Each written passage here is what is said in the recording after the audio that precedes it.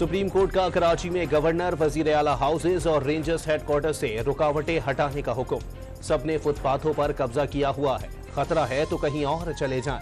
Chief justice के remark. Supreme court ने नस्ला tower की जमीन फरोख्त करके अलॉटीज को मुआवजा अदा करने का हुक्म दे दिया।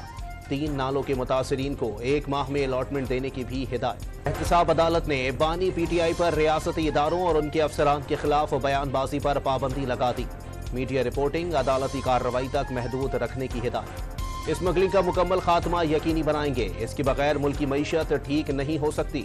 वजीर आजम का 2 टोक मौक़िफ़, शहीद कस्टम्स ऑफिसर को खिराज अकीदत। हुकूमत बलोचिस्तान और UNDP ने मुख्तलिफ शोबों में इश्तिराक पर इत्तेफाक कर लिया।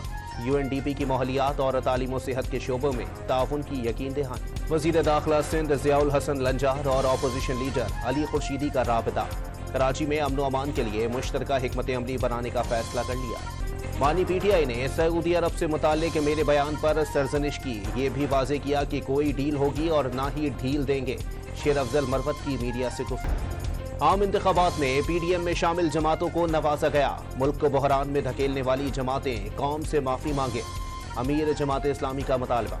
बिजली सार्फिन पर 27 अरब रुपए का बोझ डालने की तैयारी। नेपरा में बिजली 2 रुपए 94 पैसे फी यूनिट महंगी करने की दरखास्त पर समाअत कल होगी। कराची में नेशनल हाईवे के अतराफ सरकारी राजी से कब्जा छुड़ाने के लिए ऑपरेशन शुरू। 1 कब्जागीर जख्मी, मुत्तादिद गिरफ्तार। घोटकी के कच्चे में डाकुओं के खिलाफ ऑपरेशन। पुलिस ने मुत्तादिद ठिकाने नजर आतिश कर दिए।